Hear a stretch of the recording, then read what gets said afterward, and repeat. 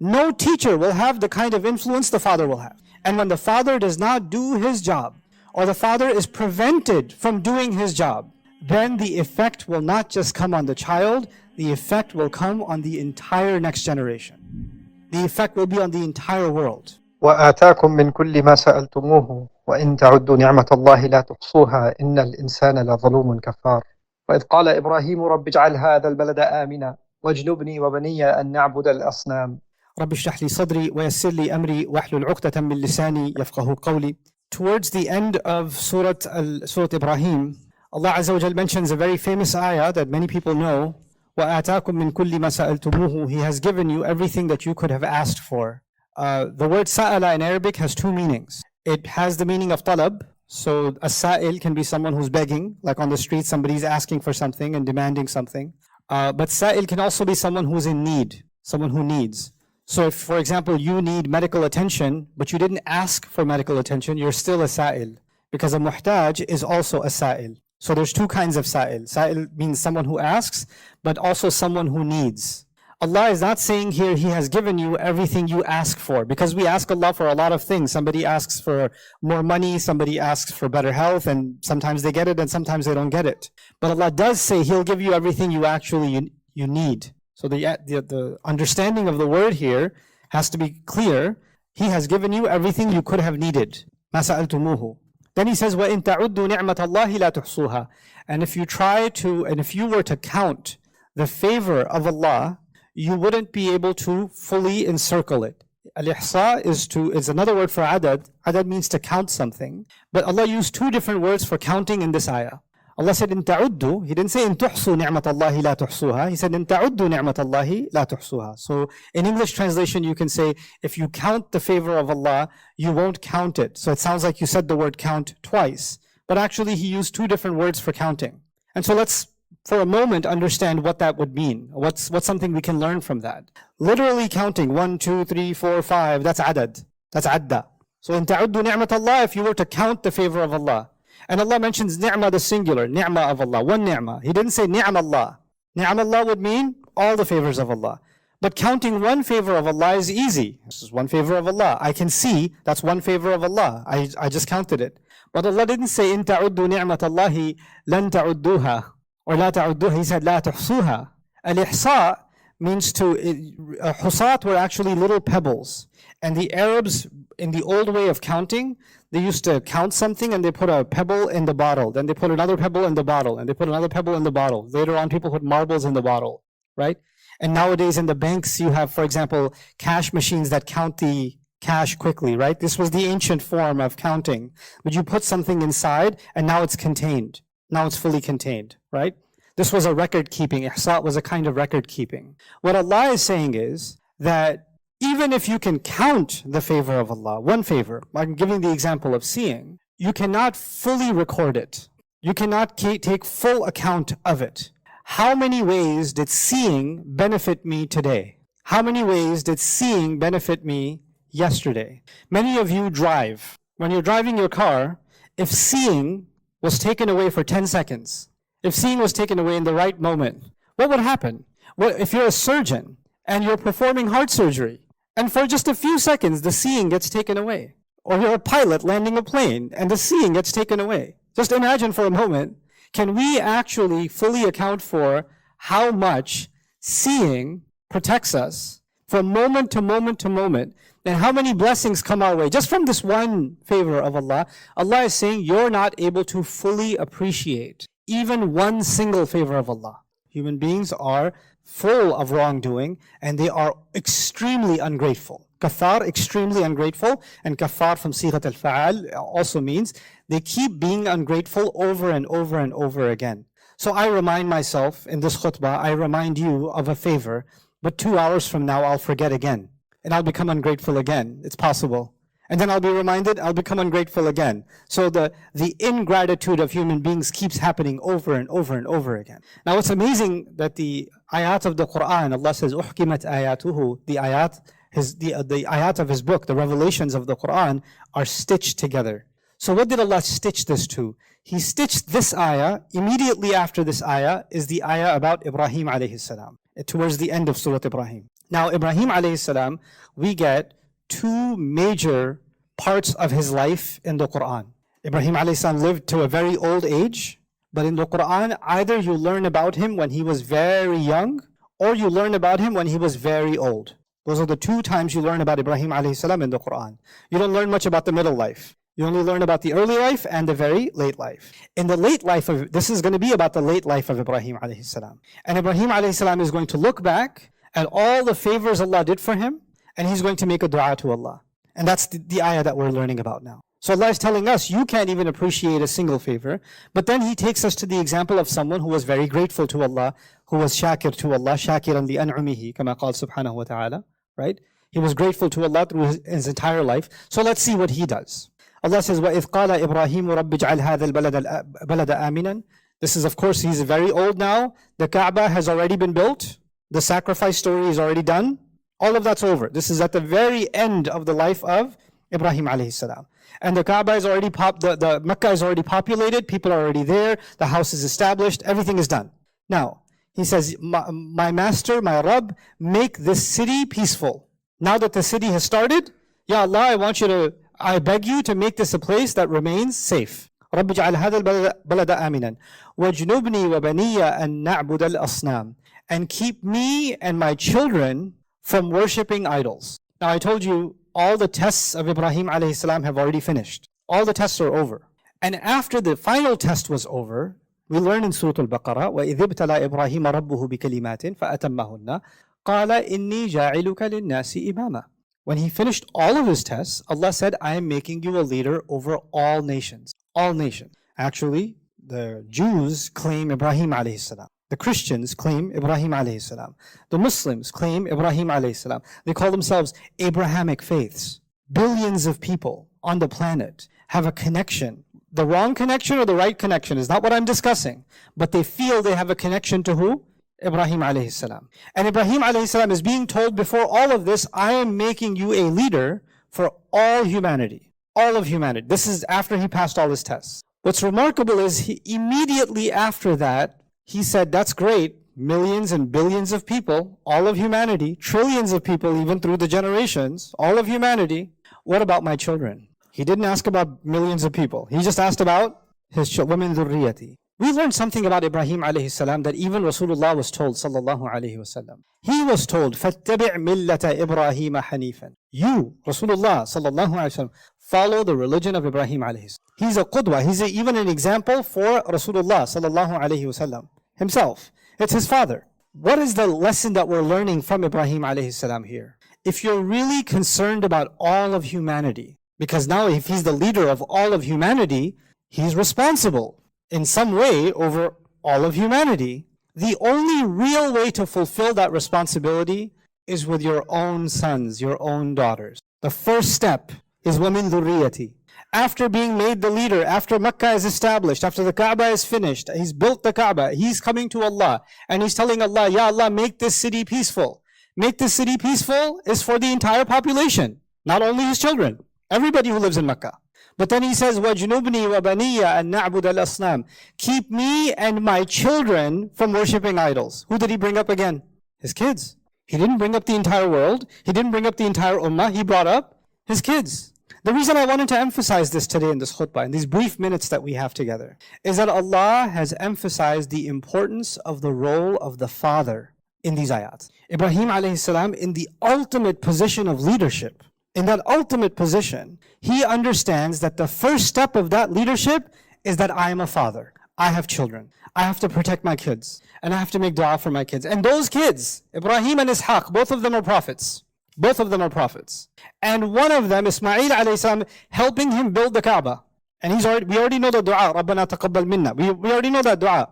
And now he's talking about his kids, and then their kids, and their kids, and their kids. And he's saying, Ya Allah, keep me and my children from falling into the worship of idols. Ibrahim alayhi salam believes that Islam is not guaranteed for his kids, and even for their kids, and their kids, and their kids. And it could be that 5 generations from now, there might be people that are no longer Muslim from his children's children's children. He understands this. So his dua at the end of his life, these are the last In a sense, these are the last quotes of Ibrahim alayhi salam in the Quran. He's saying, protect me and my kids from the worship of idols. This teaches us what kind of relationship I'm supposed to have with my sons and my daughter. What is the role of every father? We are the religion of Ibrahim alayhi salam. We have a responsibility. You know, in Western society, they have this certain kind of propaganda and a certain kind of media propaganda in liberal society. And the media propaganda is the mother is the carer, she's the provider, she's the responsible one, and the father is the idiot. The father just wants to play. The father doesn't know how to change a diaper. The father doesn't know how to feed the baby. The father doesn't know what to do. The father doesn't know when the baby's crying what to do. The father forgets if he fed the baby or not. Or he forgot to pick the kid up from school. In TV shows, in cartoons, in documentaries, in podcasts, in social media posts, etc., etc. Fathers are irresponsible, losers. Fathers are useless. Mothers do everything. And I'm not giving you this khutbah to attack mothers. Because every time we have this idea, we have this sickness. It's a disease. If I talk about children, somebody says, what about parents? If I talk about parents, somebody says, you didn't talk about children. If I talk about fathers, somebody says, hey, why didn't you talk about mothers? You see, you can never talk about anything. Nowadays, you cannot talk about anything without making it weaker and talking about the opposite. Everybody here knows the right and the responsibility and the role and the maqam, the station, the high station of the mother in Islam. We know the station of the mother in the Quran. So there's no reason to become insecure when I'm talking about the importance of the father. Oh, you're saying the father is important? That must mean the mother is nothing to you? You're saying mothers are nothing? This insecurity needs to stop. This is a sickness. This is a sickness. We have to get away from that sickness because we have to deal with one subject and we have to be able to do justice to it without apologizing, without saying, no. I mean, fathers are great, but let's give a few minutes to our mothers too. Mothers will get plenty of time. And the problem is when I one day talk about mothers, then fathers will come, you make it sound like fathers are nothing. This is insecurity. And this keeps us from pursuing the truth in an honest way. They have a word for this in English. It's called whataboutism. Whataboutism. So I talk about one thing, but what about the other thing? But what about the other thing? But what about the other thing? If you keep doing that, you will never be able to talk about anything because you keep having to talk about something else. You can't ever focus on one thing. So this khutbah is dedicated just to fathers. And if somebody, one day this will be on social media or even after the khutbah, somebody will come with a what about. So I'm answering you before you come to me. I'm letting you know ahead of time.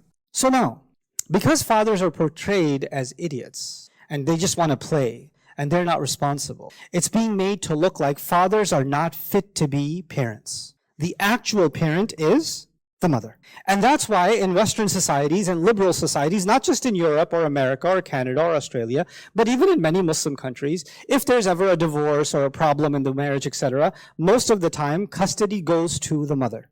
Because the mother is a better parent, better fit to be a parent. The father is not a suitable parent for the child. What does the Quran have to say about all of this? What does the Sharia have to say about all of this? What does the Prophet ﷺ teach us about all of this? What does the example of Ibrahim alayhi salam teach us? What does the example of Luqman teach us in the Quran? Or does the example of Yaqub teach us in the Quran? Or the example of Nuh alayhi salam? Or the examples keep going of fathers with difficult sons, fathers with obedient sons, fathers with a challenge with some of their sons. All kinds of fatherhood in the Quran, constantly. You know why? Because the role of the mother is to nurture and to protect and to care and to love. But the role of the father is to teach. The role of the father is to give strength. The role of the father is to build character. That's the role of the role of the father is to prepare their child for the world that's coming. The role of this father, Ibrahim alayhi salam, is to make sure every generation is going to lead the way that Ibrahim alayhi salam was given responsibility of leadership. The role of the father is to produce the next leader, is to create the next leader. When a baby's crying, because there's good thing that the baby was crying for a little bit. It was a good demonstration. Allah reward the father for bringing the baby. When a baby's crying, and what does a mother do? She panics, she gets up, she loves the child, nurtures the child, comforts the child. I have a 2-year-old son, for example, he's a little over 2 years old. When he cries, I don't run to him and say, oh, why are you crying? I sit down next to him. What happened? Did you get hurt? Where did you get hurt? Completely calm, no hugs, nothing yet. Where did you get hurt? Okay, show me where you got hurt. Over here. Okay, let me touch it. You feel better? Okay, now help me fix this. And then he gets busy. He gets busy. Why? Because I'm teaching him, instead of living in your pain and celebrating your pain, and then I'm going to cry with you. Oh my God, my baby got hurt. What's going to happen if I train him to constantly celebrate his pain? Then by the time he's 16 years old, he's going to be a TikToker celebrating his pain on TikTok and talking about how he's never going to heal, right? I have to raise a man. I have to let him know crying will happen. Pain will happen. And here's how you will overcome it. And here's how you will deal with it. And that's the role of a father. That's the role of a father has to do this. He has to build his son. He has to build his daughter for a difficult world. Ibrahim alayhi salam's legacy is teaching us this. He understands that without that, if men don't raise the next generation, we have this idea, men's job is to do the work. I drive the Uber, I drive the taxi, I work in the store, I work in the factory, I work in the office. You take care of the child. Some men have that sickness. That's also a sickness. In the Quran, the most important teacher in the life of your son and in the life of the daughter, the most important teacher is the father. You're the murabbi, you're the imam, you're the sheikh, you're the personal coach, you're the fitness trainer, you're the therapist, you're all of it. All is you. And if you're not ready to do that, then you're not ready to be a father. And if you're already a father, then you better step up. It's too late. You can't cry about it and outsource that job. No teacher will have the kind of influence the father will have. And when the father does not do his job, or the father is prevented from doing his job, then the effect will not just come on the child, the effect will come on the entire next generation. The effect will be on the entire world. The entire world. This is not a small thing. This changes everything about a society. This affects politics. This affects the economy. This affects social structure. In a generation or two, this will affect the kinds of laws that will be passed, because the children that were raised by fathers will have a different kind of moral code. And the children that didn't have fathers will have a different kind of moral code. They didn't have that figure, will have a different kind of moral code. Now we're living in a time, because we are in times that are very far from the values of Islam. And some people have this idea, I know my time is almost up, so I want to be as concise as possible. Some people have this idea that the best times were ancient times. So we'll talk about the Sahaba radiallahu anhum ajma'een and how amazing they were. And we only talk about that to remind ourselves how bad we are. So those people were really good, therefore we are really bad. So all the good people are dead, and now we have the leftovers, right? And so Islam had its golden age, and now it has the past expiration date, going on, right? This is a sickness too.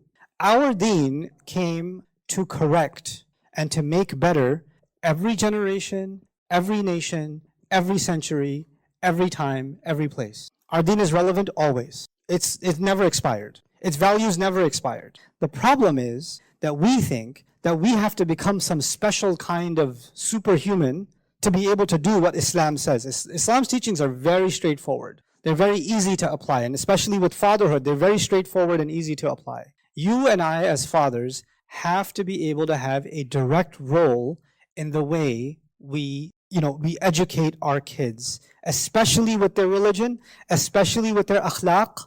How are they supposed to be with elders? How are they supposed to handle when they get into a fight? What's supposed to happen when they get in trouble at school? What's supposed to happen when they lie? And our solution is not, some of you were raised by fathers who beat you.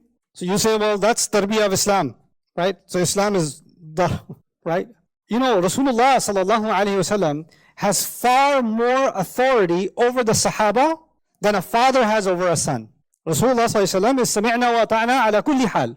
No matter what, you absolutely obey Rasulullah sallallahu alayhi wasallam. And even when the Sahaba disappointed Rasulullah sallallahu alayhi wasallam, even when they failed him on the battlefield in Uhud, for example, even when he almost got killed because of their mistake, does he beat the Sahaba? Does he insult or yell at the Sahaba? Does he raise his voice at the Sahaba? Does he do that? And now we think that the Islamic father is the yelling father, the beating father. That's tarbiyah. I don't know what sunnah you've been studying. I don't know what Quran that is, but it's not this one. It's not this book, and it's not that prophet. That's you. That's your problem, and you made that somebody else, so you made it a child's problem. That has nothing to do with this religion. There's supposed to be toughness. There's supposed to be discipline, but there's a way to create that discipline without breaking a child. When you're yelling at a child like they're an adult, why did you break that glass? Why did you touch it? I told you not to eat that. When you're yelling at them like that.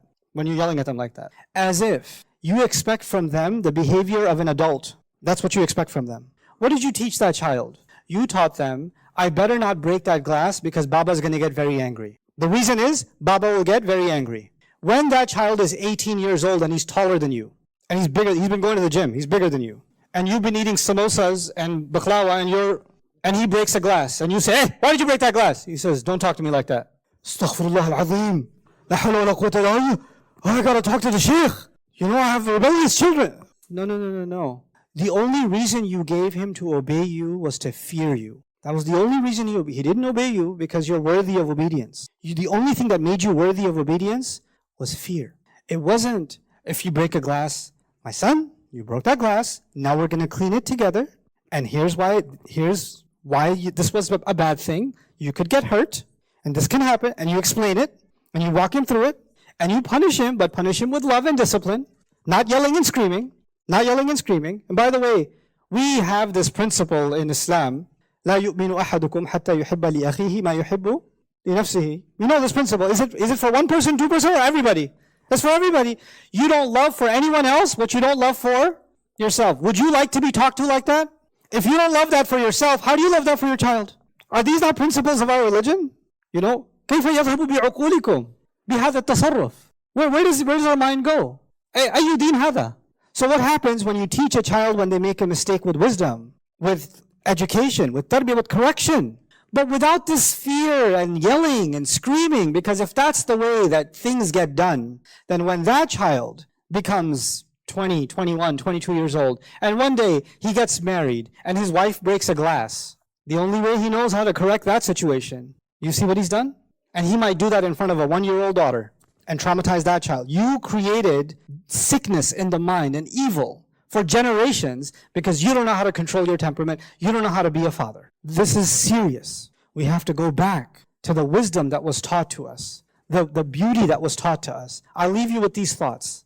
You have, on one case, you have Yusuf alayhi salam, who sees a dream, and he doesn't go to his mother. He goes to his father. Ya abati inni ra'aytu ahada ashara kawkaban. How many kids would rather go to dad and talk to dad than talk to mom whenever something happens? And if your kids don't want to do that, then you need to create that as a father. Look at Luqman radiallahu anhu in the Quran. He doesn't say to his son, إِذْ قَالَ لُقْمَانُ لِابْنِهِ وَهُوَ يَعِظُهُ لَا تُشْرِكْ بِاللَّهِ. He said, يَا بُنَيَّ لَا تُشْرِكْ بِاللَّهِ. My little son. يعني هذا التعبير يشير إلى الحب، إلى غاية الحب. He lovingly talks to his son and says, my son, I love you so much, don't do shirk. The Quran, nothing in the Quran is zaid, nothing is extra. So when the father is telling his son, my little son, I love you, and then he teaches him deen, then love becomes part of the education of Islam for a father. That's هذا هو القرآن. كلمة الله العليا. We have to go back and read this book with tadabbur, understand what it is to be a father and what Allah is teaching us. Everything Allah mentioned in the Quran, especially in the role of fathers. We have to, as a father, I have to look at that and say, there's a reason Allah said this. There's a reason Allah said this. There's a reason Allah is telling me something. Allah is telling me something. And so we have to become the real kinds of fathers. When we say, where's the ummah today? Where's the Salahuddin today? And where's the Umar bin al-Khattab of today? And how come we're so weak? And we ask these questions. One of the clear answers to that question is the fathers have been missing. Because when the fathers play their role, then the right kinds of sons and daughters are raised. Then you know what kinds of sons and daughters are raised? Ya bunayya aqim as-salah wa'mur bil ma'ruf wanha 'anil munkar wasbir 'ala ma asabak. If the entire ummah was an ummah of amr bil ma'ruf, nahi 'anil munkar, as-sabr 'ala ma asabahum, then we would be a different ummah today. We would completely different ummah.